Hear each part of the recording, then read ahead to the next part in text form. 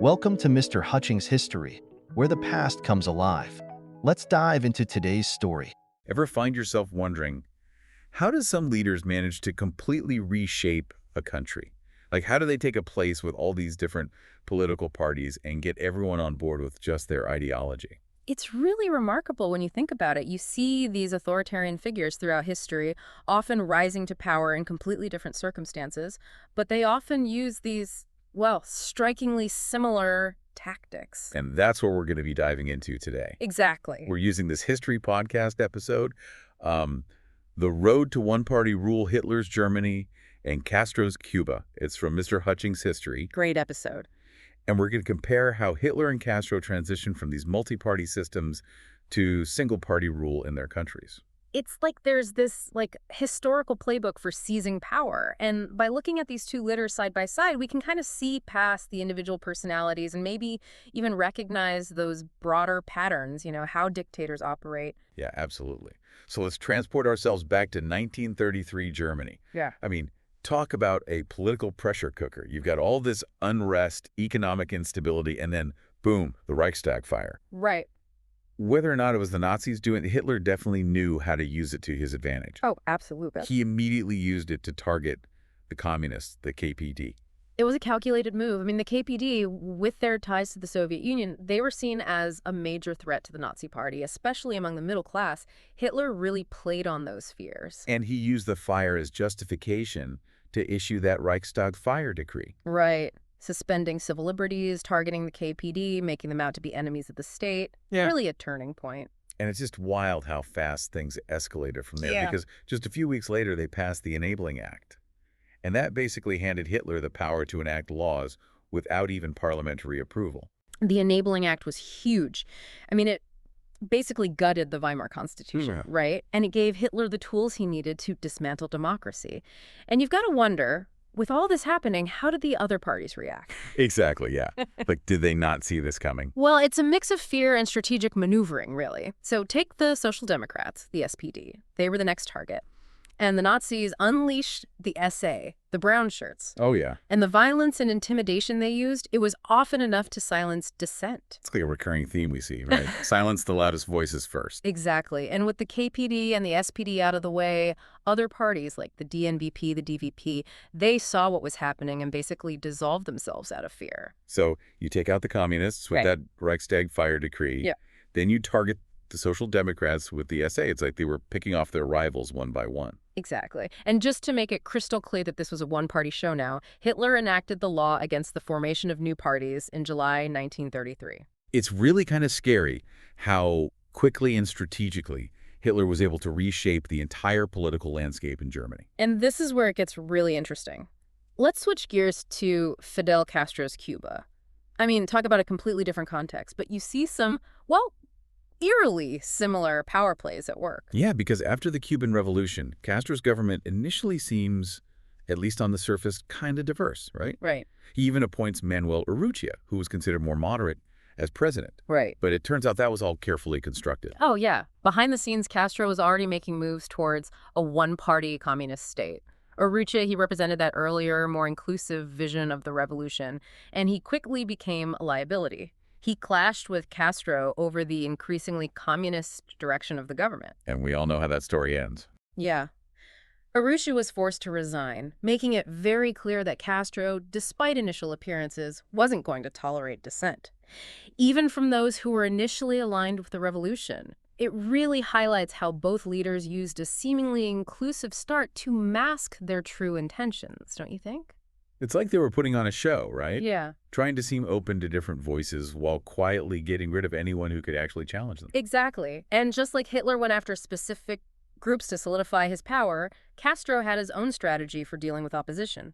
Anyone associated with the Batista regime was in his crosshairs. Well, yeah, Batista was incredibly unpopular. I mean, his regime was just drowning in corruption and inequality. Right. The podcast, Mr. Hutchings History, it even pointed out how Castro used that resentment. He really played it up, used it as a tool to purge those connected to the old guard. Smart move, strategically speaking. I mean, it did a few things for him. Yes. Got rid of potential rivals, sure. But it also let Castro position himself as this champion of the people coming in to sweep away the old corrupt system. And then There's that mass exodus of Cubans during those early years. Yeah. Over 250,000 people leaving the island, and a lot of them were middle and upper class, according to the podcast. That's a huge chunk of the population. Was that all because of Castro, or were there other things going on? It's a really important question, and I think it's more nuanced than just a simple answer. Okay. Fear, for sure, was a driving force for some. I mean, the political repression, the fear of persecution, it was real. But you also have to consider that a lot of those who left, they came from wealthier backgrounds. They were more educated. Right. And those are the people who often have the resources, the networks to challenge a regime. So whether they left out of fear or just this sense of unease, their departure really helped solidify Castro's grip on power. Wow. So it's like this two-pronged strategy. You're actively removing those you see as a threat, while also benefiting from the fact that potential opposition is leaving on their own. I mean, that's a pretty effective, if kind of chilling way to reshape the political scene. Totally. And once those opposing voices were silenced, Castro could focus on his next big move, consolidating power into this single force, the Communist Party of Cuba, the PCC. Right, the PCC.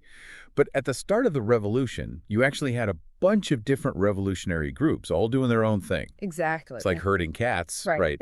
Trying to get them all on the same page. How did Castro manage to unite them under the PCC? It was a process, a gradual one. It took a mix of, well, persuasion, some coercion, a bit of strategic alliances. Okay.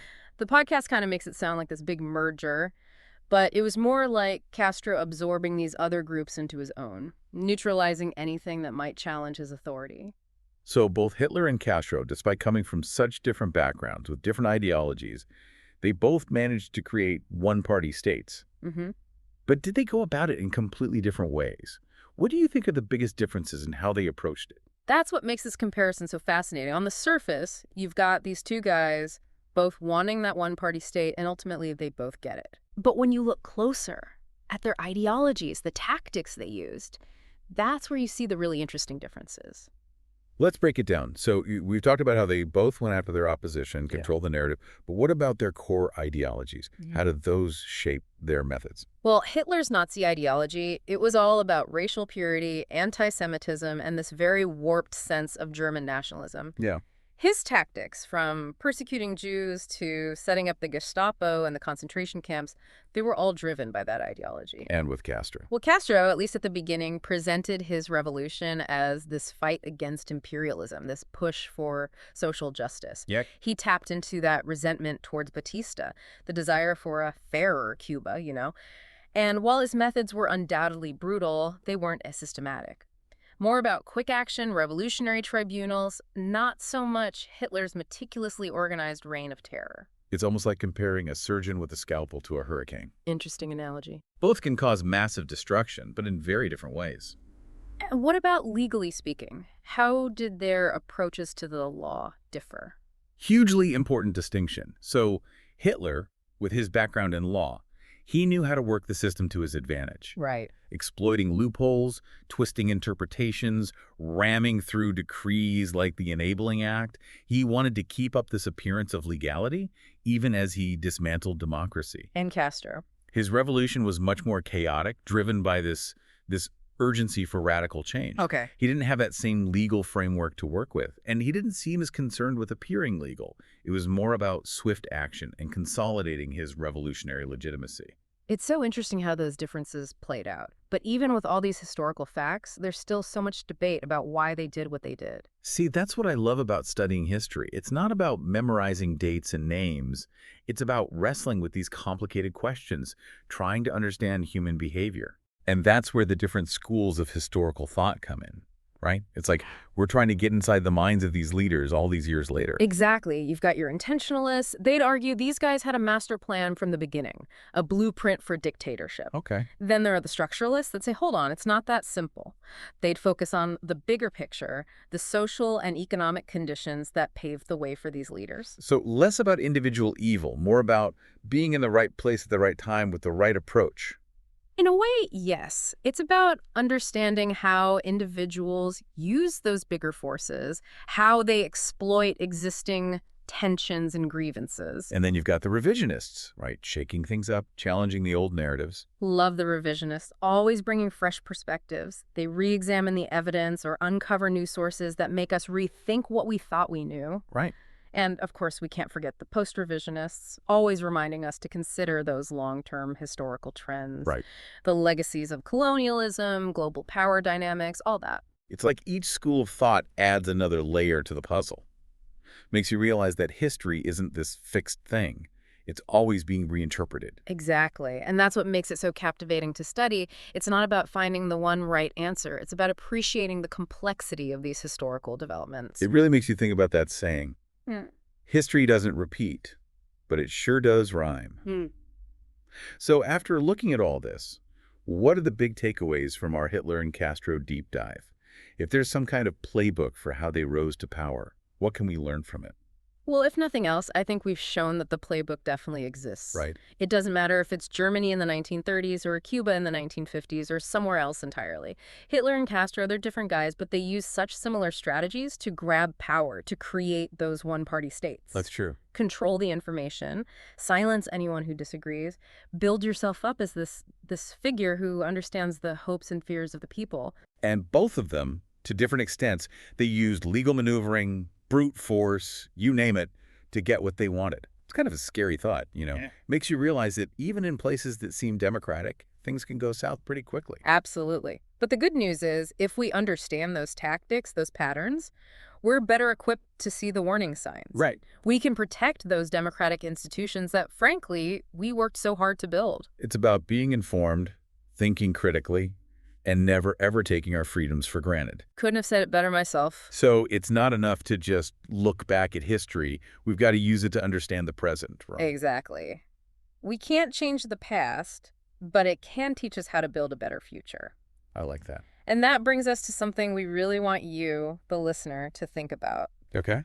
Knowing what we know now, how can we, as individuals, as communities, protect those democratic values, make sure history doesn't repeat itself? Yeah, that's the big question. What can we do, even in small ways, to stand up against authoritarianism, to really fight for freedom and democracy? It's something to think about. It is. That's all the time we have for today's deep dive. Thanks for listening. Thanks for listening to Mr. Hutchings History. Keep exploring, and we'll see you next time.